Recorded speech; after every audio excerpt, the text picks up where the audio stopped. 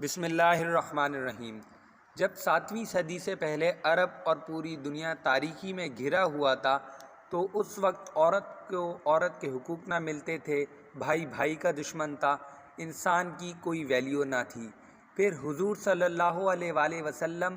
اس دنیا کے لیے ایک روشنی کی طرح سامنے آئے اور تمام دنیا کے انسانوں کو ان کے حقوق دیے اور دنیا کا پہلا ہیومن چارٹر انٹروڈیوس کروایا 9 ہجری میں۔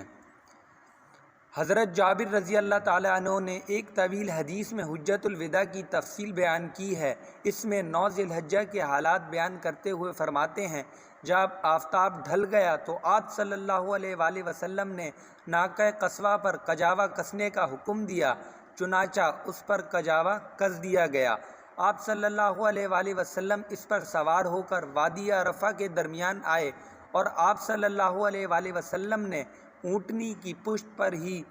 لوگوں کو خطبہ دیا، جس میں فرمایا، لوگو، تمہارے خون اور تمہارے مال تم پر حرام ہیں، یعنی ناحق کسی کا خون کرنا اور ناجائز طریقے پر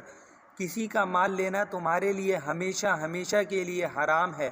بالکل اسی طرح کہ جس طرح آج عرفہ کے دن ذی الحجہ کے اس مبارک مہینے میں اپنے اس مقدس شہر مکہ میں تم ناحق کسی کا خون کرنا اور کسی کا مال لینا حرام جانتے ہو، خوب ذہن نشین کر لو کہ جاہلیت کی ساری چیزیں، یعنی اسلام کی روشنی کے دور سے پہلے تاریکی اور گمراہی کے زمانہ کی ساری باتیں اور سارے قصے ختم ہیں، یہ سب میرے دونوں قدموں کے نیچے دفن اور پامال ہیں۔ میں ان کے خاتمہ اور منسوخ کا اعلان کرتا ہوں اور زمانہ جاہلیت کے کسی خون کا بدلہ نہیں لیا جائے گا، اور سب سے پہلے میں اپنے گھرانے کے ایک خون ربیعہ ابن الحارث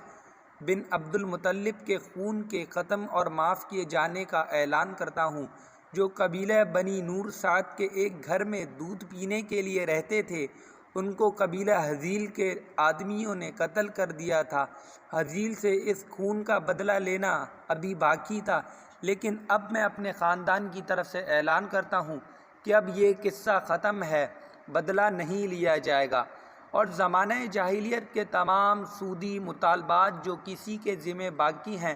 وہ سب بھی ختم اور سوخت ہیں۔ اب کوئی مسلمان کسی سے اپنا سودی مطالبہ وصول نہیں کرے گا،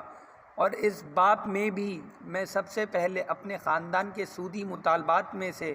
اپنے چچا عباس بن عبد المطلب کے سودی مطالبات کے ختم اور سوخت ہونے کا اعلان کرتا ہوں۔ اب وہ کسی سے اپنا سودی مطالبہ وصول نہیں کریں گے، ان کے سارے سودی مطالبات آج ختم کر دیے گئے ہیں۔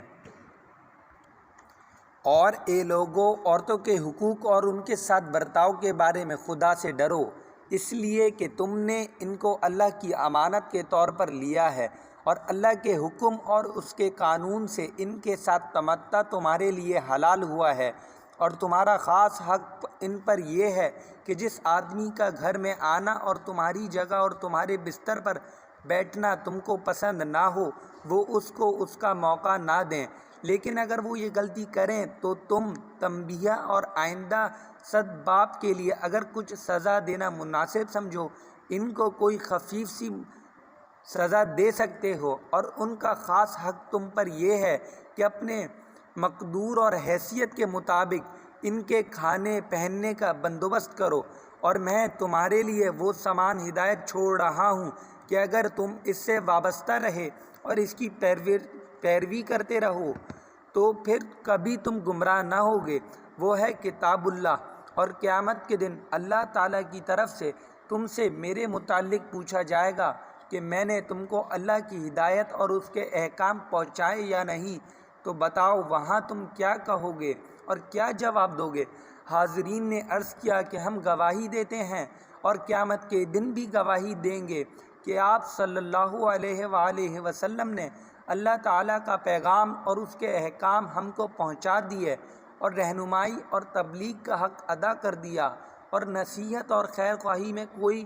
وقیفہ اٹھا نہ رکھا۔ اس پر آپ صلی اللہ علیہ وآلہ وسلم نے اپنی نگشت شہادت آسمان کی طرف اٹھاتے ہوئے اور لوگوں کے مجمع کی طرف اشارہ کرتے ہوئے 3 دفعہ فرمایا، اللہم اشہد، اللہم اشہد اللہم اشہد، یعنی اے اللہ تو گواہ ہے کہ میں نے تیرا پیام اور تیرے احکام تیرے بندوں تک پہنچا دیے اور تیرے یہ بندے اقرار کر رہے ہیں۔